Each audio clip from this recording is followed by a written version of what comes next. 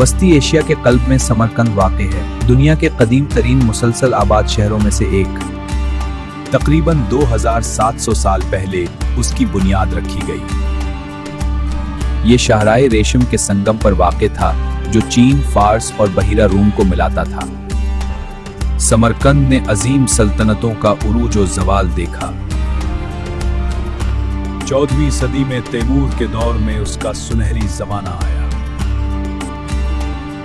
انہوں نے اسے علم، فن اور تعمیر کا مرکز بنا دیا۔ ریگستان جیسے عظیم آثار اس کی شان بن گئے۔ یہ علماء، سائنسدانوں اور تاجروں کا مرکز بن گیا۔ وقت کے ساتھ سلطنتیں بدلتی رہیں مگر اس کی عظمت باقی رہی۔